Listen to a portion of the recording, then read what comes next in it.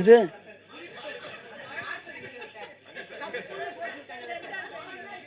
ஐயோ இதா நான் ஏதோ பயந்துட்டேன். நீங்கள் எல்லாம் ஒரே என்ன மார்க்குன்னா வந்துட போகிறேன்.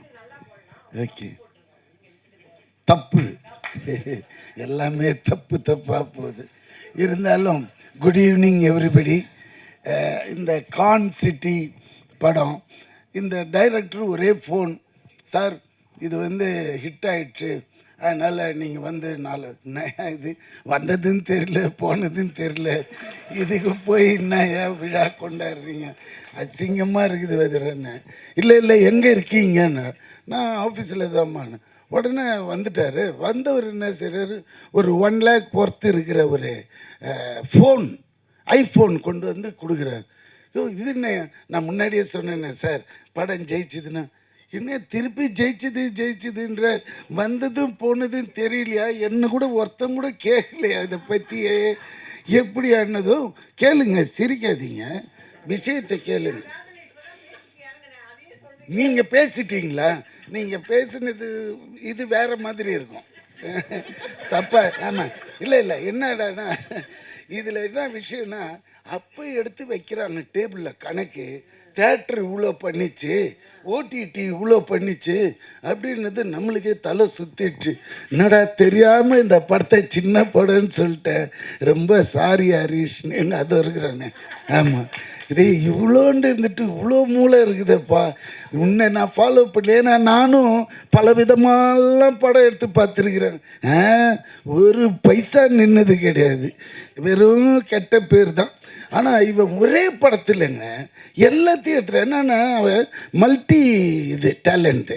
எப்படின்னா ப்ரொடக்ஷன் தெரியுது மெயினாக, அதுக்கப்புறம் டைரக்ஷனும் தெரியுது, ஸ்க்ரீன் பிளே தெரியுது. இங்கே என்ன செஞ்சுட்டா, ஹீரோ வரலையா, போயிட்டாரு. இல்லை இல்லை, இந்த ஹீரோ வச்சு இந்த ஓட்டு ஓட்டிட்டான்னா இன்னும் பெரிய ஹீரோ யாருன்னா கிடைச்சிதுன்னு வச்சுக்கோங்களேன். இதை விட ஒரு 5 times. மக்கள் இன்றைக்கி யாருமே தேட்டருக்கு வர்றதில்லைலாம் கம்ப்ளைண்ட்டு. அப்படியே வர்றதா இருந்தாலும் இந்த ப்ளூ சட்டை மாறன் நிறுத்திடுவார். அப்படிலாம் போகக்கூடாது. இந்த படத்தில் அது இல்லை இது இல்லை, அவன் பட்டன் போடலை, வெறும் காட்டிலே போய் ஓட்டிட்டானுங்க. இவர் போனார்னு தான் தெரியும். ஆனால் நான் அவரை குற்றம் சொல்ல, அவரோட சுபாவம், அவர் அதுக்காக படைக்கப்பட்டவர், அதனால அது தப்பே இல்லை. நான் என்ன சொல்கிறேன்னா, நம்ம படம் எடுக்கிறதுக்கு முன்னாடியே அவர்கிட்ட வந்து கதையை சொல்லி, ஐயா இது ஓடுமா, எப்படி என்னாச்சு அப்படி கேட்டுட்டோன்னு வச்சுக்கோங்களேன், அவரோட அப்ரூவல் வாங்கிட்டு போன மாதிரி ஆயிடும். பேசவே முடியாதுங்களே, புரியுதுங்களா? அப்புறம் இன்னொரு விஷயம் சொல்கிறேன், கலெக்ஷன் 23 ஜனநாயகன் ரிலீஸு, நம்ம முதல்வரோட படம். அந்த படம் ஆல்ரெடி லீக் ஆயிடுச்சு. ஆனாலும் அவரோட டை ஹார்ட் ஃபேனுங்க எனக்கு டைரெக்டாக சொல்கிறாங்க, பார்க்கல, நாங்கள் தேட்டரில் தான் பார்ப்போம் அப்படின்றாங்க. எனக்கு அதை கேட்டதுமே ஆட்டம் ஆடிட்டேன். அதாவது பார்க்குறானுங்க யார், இந்த அம்மா அப்பா சம்பாதிச்சு வச்சு தின்னுங்கிறான்ல வீட்டில், அவனுங்க தான் இந்த ஓப்பன் பண்ணி நோண்டி பார்க்குறானே தவிர்த்து, உண்மையான ஒரு ரசிகன் அவன் இன்னும் வெயிட் பண்ணுறான் என்னைக்கு தேட்டரில் வரும் படம்ன்றது. அநேகமாக ப்ளூ சட்டையும் பார்த்துருக்கோம். எதனா சொல்லுங்களேன். அதனால இது இப்படி போகிற காலகட்டத்தில் இந்த கலெக்ஷன் பண்ணுதுன்னு இவன் சொன்ன பிறகுதான் இது தெரியுது, இவ்வளோ பெரிய கான்சிட்டியா, இவ்வளோ கலெக்ஷனா. அப்போ என்ன ஆகுதுன்னா, நம்மளுக்கு இந்த மாதிரி படங்கள் எடுக்க ஒரு ஆர்வம் வருது, புரியுதுங்களா? போட்டால், ஆனால் அது நம்ம போட்டால் வராது, அவன் கை ராசி. நம்ம போட்டால் பிடிக்கும், அது அவர் போட்டாருன்னா விழும் தாயம். அதுதான் சில கை ராசி இருக்குது நம்ம. அதனால இவ்வளோ கஷ்டப்பட்டு போய் நடித்து பண்ணும்போது சந்தோஷமாக இருக்குது கேட்கும்போது, இந்த படம் இவ்வளோ பண்ணிச்சா அப்படின்னும்போது. அதனால் அதுக்கப்புறம் வேறு என்ன சொல்கிறது, இதுதான் மெயின். நான் அப்புறமா வரக்கூடாதுன்னு வந்து இவர் சொன்ன இந்த விஷயம்லாம் கேட்டதும் நம்மளுக்கே ஒரு புல் அரிக்குது இப்போ கூட, அதனால தான் வந்துட்டேன் நான். வேறு என்ன தலைவன், அடுத்த படம் எப்போ ஆரம்பிக்கிறீங்க? பார்த்தீங்களா, ஏன்னா கிறிஸ்பாக பேசி முடிச்சிடணும், வளவளா கொலகொலான்னு இல்லாமல். இன்னும் நிறைய பேச வேண்டியிருக்கு, ஆனால் இந்த சப்ஜெக்டை விட்டு வெளியே போயிடும், அது வேண்டான்னுவே இதோட என் பேச்சு நிறுத்திட்டு, இந்த உண்மையிலே டைரக்டருக்கும் இதில் வேலை செஞ்ச அனைவருக்கும் என்னோட வாழ்த்துக்கள். Thank you thank you. அனைவருக்கும் வணக்கம். நம்ம எந்த ஒரு நிகழ்ச்சியை ஆரம்பிக்கிறதுனாலும் இறைவணக்கம் பாடுவோம். நான் இப்போ இறைவணக்கம் பாட சொல்லலை, ஆனால் நான் இன்னைக்கு உயிரோட மறு ஜென்மம் எடுத்து இங்கே நிற்கிறேன் உங்கள் முன்னாடி எல்லாம்னா அதுக்கு காரணமாக இருந்தவங்களுக்கு இந்த தருணத்தில் நான் நன்றி சொல்ல கடமைப்பட்டிருக்கேன். ஏன்னா இன்றைக்கி எனக்கு தெரிஞ்ச நிறைய மீடியா பீப்புள் எல்லாம் வந்திருக்கீங்க. உங்கள் எல்லாருக்கும் தெரியணுங்கிறதுக்காக தான் நான் இதை சொல்கிறேன். எனக்கு மறு ஜென்மம் கொடுத்தது ராஜ்குமார் சேதுபதி, ஸ்ரீபிரியா, சுஹாசினி, மணிரத்னம் சார், கார்த்திக் தம்பி, Suriya, Rajini sir, Kamal sir, ACS Shanmugam, Sarathkumar sir, Radhika. இவங்க அத்தனை பேரும் பல லட்சங்களை, 1-2 இல்லை, பல லட்சங்களை போட்டு எனக்கு மறு ஜென்மம் கொடுத்துருக்காங்க. அவங்க மறு ஜென்மம் கொடுத்தனால தான் இன்றைக்கி நான் உங்கள் முன்னாடி நின்று பேசுகிறேன். அவங்களுக்கு இந்த தருணத்தில் நான் நன்றியை தெரிவிச்சுக்கிறேன். ஏன்னா இதெல்லாம் என்னுடைய அன்பு சகோதரர்கள் மீடியா பீப்புளுக்கு தெரியாது, அவங்களுக்கெல்லாம் தெரியணுங்கிறதுக்காக தான் நான் இதை சொல்கிறேன். அதே மாதிரி இப்போது கான்சிட்டி 25வது நாள்.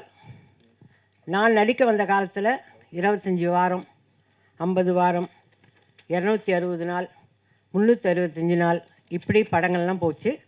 அப்போ தான் எங்களுக்கு கூப்பிட்டு ஷீல்டெல்லாம் கொடுப்பாங்க, அது இருக்குது நிறைய. இப்போ 25வது நாள். இந்த 25வது நாள் வர்றதுக்கு காரணமே நீங்கள் எல்லாரும் தான். உங்கள் எல்லாருக்கும் தான் நான் நன்றி சொல்லணும். நானே நிறைய யூடியூப்பெல்லாம் பார்க்க மாட்டேன். இதை பார்க்கும்போது இங்கே வந்தவர் ட்ரெய்லர் ரிலீஸ் ஆன அன்றைக்கி வந்த ஒரு யூடியூப்கார் சொல்கிறார், நான் பார்த்தேன், அது நல்லா இருந்தால் படத்துக்கு போவோம், இல்லைன்னா வேண்டான்னு இருந்தேன். ஆனால் படத்துக்கு போய் உட்காந்துட்டு வெளியிலே வர முடியல, அந்த அளவுக்கு அது அவ்வளோ இன்ட்ரெஸ்டிங்காக இருந்தது. அந்த படம் ரொம்ப சூப்பராக பண்ணியிருந்தாங்க அப்படின்னாங்க. நிறைய பேர் சின்ன சின்ன ஆடியன்ஸ் எல்லாம் கேட்குறாங்க. இவங்க எல்லாருமே ஐயோ ரொம்ப நல்லா இருக்குங்க, ரொம்ப நல்லா இருக்குங்கன்னாங்க. நிறைய வருஷத்துக்கு அப்புறம், நிறைய வருஷம், அதாவது அருணாச்சலம் இதெல்லாம் முடிஞ்சதுக்கப்புறம் வடிவக்கரசியம்மா இதில் நல்லா பண்ணியிருக்காங்கன்னாங்க. ஐயோ நான் திருப்பி திருப்பி படிக்கிறேன், எதோ மறந்தா போல் போய் எழுதிச்சு அந்த புள்ள அப்படின்னு சொல்லிட்டு திருப்பி திருப்பி படிக்கிறேன். அந்த மாதிரி அவ்வளோ சந்தோஷமாக இருந்தது. சரிங்க, ஒருத்தர் நல்லா நடித்தார், நான் இதை கேட்டுடுறேன், கோச்சிக்காதீங்க யாரும். நீங்கள் எல்லோரும் யூடியூப்பில் வடிவக்கரசி, யோகி பாபு நல்லா நடித்தாங்க, இவங்க நடித்தாங்க, அவங்க நடித்தாங்கன்னு எல்லாம் சொல்கிறீங்க. ஓகே, இவங்களுக்கு வேலை கொடுங்கன்னு ஏன் எழுத மாட்டேன்றீங்க, சொல்ல மாட்டேன்றீங்க?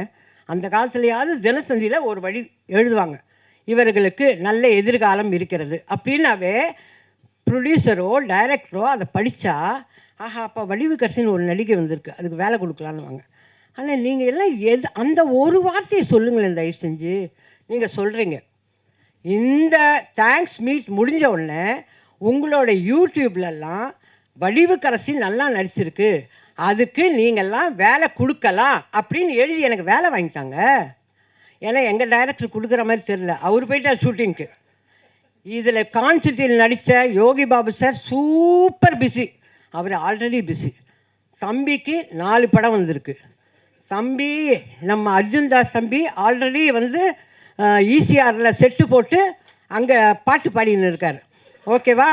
இதெல்லாம் கேட்குறேன், நான் கேள்விப்படுறேன், எல்லோரும் இருக்காங்க. நான் என்ன பண்ணுறேன்னா வீட்லேயே உட்காந்துருக்கேன். வீட்லேயே உட்காந்து யூடியூப் எப்படி ஆன் பண்ணுறதுன்னு எல்லாம் கற்றுன்னு இதெல்லாம் பார்க்குறேன். அதுதான் நான் கேட்குறேன். எல்லாரும் சொன்னாங்க, இந்த தம்பி சொல்லிச்சு, அம்மா நீங்கள் சூப்பராக ஆக்ட் பண்ணியிருக்கேன். கரெக்டு கண்ணு, ஆனால் ஒரு படம் கூட வரல இன்னும். எனக்கு வேண்டியது வேலை. எல்லாரும் நீங்கள் இந்த படம் முழுக்க வந்துட்டீங்க, அதனால் உங்களுக்கு 5 நாள் வேலை கொடுக்க மாட்டேன்னா நான் எப்படி சோர்த்துன்றது? 5 நாள் வேலை கொடுக்க மாட்டேன், 3 நாள் வேலை இந்த ஈபியை கேட்டால், அம்மா நீங்கள் 10 வருஷம் அக்ரிமெண்ட்டில் இருக்கேன். என்ன அக்ரிமெண்ட்டு? நான் என்ன சொல்கிறேன், அக்ரிமெண்ட் இருக்குல்ல, மாதம் ஆனால் எனக்கு சம்பளம் அனுப்பிடு. அதை செய்யுங்களேன். மாதம் வடிவுக்கிற அம்மாவுக்கு சான்ஸ் கொடுக்குறோமோ இல்லையோ, சம்பளம் மட்டும் அனுப்பிடுவோம் அப்படின்னு செய்யுங்க. விசு சார்லாம் அப்படி தான் பண்ணார். விசு சார், வி சேகர் சார்லாம் எங்களுக்கு மாதம் சம்பளம் அனுப்புவார். அந்த மாதிரி பண்ணிங்கன்னா சந்தோஷப்படுவேன். மியூசிக் டைரக்டர் வந்தார், அம்மா நீங்கள் நல்லா எல்லாம் சரிப்பா, எனக்கு வேலை கொடுங்கய்யா, கொடுத்தா தானே நான் ஃபர்தராக நடிக்கிறது. இப்போது ஹரிஷ் சார் இந்த அம்மா ரஃப்பாகவே பேசுவாங்க, அப்படியே பேசுவாங்கன்னு எல்லாரும் நினச்சிருந்ததை உடைச்சிட்டார். இல்லைங்க, அந்த அம்மா காமெடி கொடுத்தாங்க பண்ணுங்கன்னு சொல்லி ஹரிஷ் சார் உடைச்சார். அந்த மாதிரி நீங்கள்லாம் வேலை கொடுத்தா தானே நான் செய்வேன். நான் வந்தது உங்களுக்கு தேங்க்ஸ் சொல்கிறதுக்கு மட்டும் இல்லை, உங்கள் மூலியமாக எனக்கு வேலை வரணும்.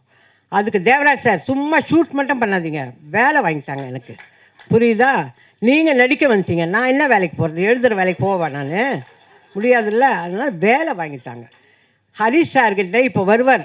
உங்கள் எல்லாருக்கும் நன்றி, நீங்கள் எல்லாம் நல்லா நடித்து கொடுத்தீங்க, ஏன்னா ஹரிஷ் சாரோட டீமுக்கு நன்றி எல்லாம் சொல்ல வருவார். ஓகே. ஆனால் அவர் நம்மளெல்லாம் அழ வைக்கிற மாதிரியெல்லாம் சிலது பேசுகிறாராங்க, எனக்கு கஷ்டமாக இருக்குது. எனக்கு அதெல்லாம் பேசுவார். அப்படியே கண்டிப்பாக நான் எடுக்கிற படத்துலலாம் அட்லீஸ்ட் ஒரு நாள் வேலையாவது வடிவுக்கரசி அம்மாவுக்கு கொடுப்பேன் அப்படின்னு ஒரு சத்திய வாக்கு கொடுத்தாருன்னா ரொம்ப சந்தோஷமாக போவேன். அது எப்படிங்க, அவரோட டீமில் பாட்டு எழுதுறவர் இருப்பார், மியூசிக் டைரக்டர் இருப்பார், அர்ஜுன் தாஸ் தம்பி இருப்பார். ஆனால் நான் இருக்கக்கூடாதா? நான் இருக்கக்கூடாதா கேட்குறேன் இல்லை? அப்போ நான் வேலை செய்யலையா? அப்போ நல்லா செய்யலையா? சும்மா சொல்கிறீங்களா? என்னை கூப்பிட்டு வந்து உட்கார வச்சு, சரி இந்த வயசான காலத்தில் இதுக்கு இதையாவது நிம்மதி இருக்கட்டும்னு சொல்கிறீங்களா? நான் நல்லா நினச்சேன்னு உங்கள் மனசாட்சிக்கு தெரிஞ்சால் எனக்கு வேலை கொடுங்க அண்ணாச்சி. நீங்கள் போகிற இடத்துக்கும் எனக்கு வேலை வாங்கி கொடுங்க அண்ணாச்சி. சும்மா நீங்கள் குழந்தைங்களோடவே இருந்தால் எப்படி? நான் உங்களோட நடிச்சிருக்கேன்ல, நான் நல்லா தான் நடிப்பேன். ப்ராம்ப்டிங் வாங்காமல் நடிப்பேன்ல. போதும். இதான் ஈபி மாதிரியே சொல்லாதீங்க. அந்த ஈபி அப்படி தான் சொல்லிகிட்டு இருக்கு. அந்த மாதிரி சொல்லாதீங்க. எனக்கு தயவு செஞ்சு வேலை வாங்கி கொடுங்க. நான் அடுத்த சக்ஸஸ் மீட்டில் பேசினாவோ இல்லை ப்ரெஸ் மீட்டில் பேசினாவோ நான் ரொம்ப ரிக்வெஸ்ட் பண்ணி கேட்டேன், நீங்கள்லாம் எனக்கு வேலை வாங்கி கொடுத்துருக்கீங்க, ரொம்ப சந்தோஷம்னு நான் சொல்லணும். உண்மையிலே சரத் சார் போகிற இடத்துலலாம் வயசான கேரக்டர் இருக்கா, மதர் கேரக்டர் இருக்கான்னு கேட்குறாராம். பாவம், அவரெல்லாம் எனக்காக வேலை கேட்குறாருங்க. ஸ்ரீபிரியா வேல்ஸ், அந்த ஐஸ்வரி வேலன் அவங்க பிள்ளைகிட்ட வேலை கேட்குறாங்க, வடிவுக்கரசி அம்மாவுக்கு ஏதாவது கேரக்டர் இருந்தால் சொல்லுங்கன்னு. கமல் சார் நீங்கள் தான் பூஜை போட்டுருக்கீங்களா லைனாக, அதில் வடிவுக்கரசிக்கு வேலை கொடுங்கன்னு எல்லாரும் எனக்காக வேலை, எனக்கு மறுஜென்மம் கொடுத்தது பத்தாதுன்னு வேலையும் கேட்குறாங்க. நான் இந்த ஃபங்க்ஷனுக்கு வந்ததே எல்லாரும் என்னை பற்றி நல்லா எழுதுனீங்க, அதுக்கு நன்றி. இந்த படத்தை 25 நாள் சக்ஸஸ்ஃபுல்லாக கொண்டாந்தீங்க, அதுக்கு நன்றி. மேலும் மேலும் எனக்கு வேலை வாங்கி கொடுக்க போகிறீங்க, அதுக்கும் நன்றி. கொடுங்கன்னெல்லாம் கேட்கல, கொடுக்க தான் போகிறீங்க, அதுக்கும் நன்றி. அம்மா சீக்கிரமாகவும் முடிச்சிட்டேன், பெல் அடிக்கிறதுக்கு முன்னாடி. ஏன்னா எனக்கு டைரக்டர் பேசுகிறத நான் பார்க்கணும், நான் போயிடக்கூடாது, நான் பார்க்கணும். என்ன தான் சொல்கிறாரு பார்ப்போம். அண்ணாச்சி நீங்கள் தான் சாட்சி. நன்றி நன்றி நன்றி நன்றி நன்றி.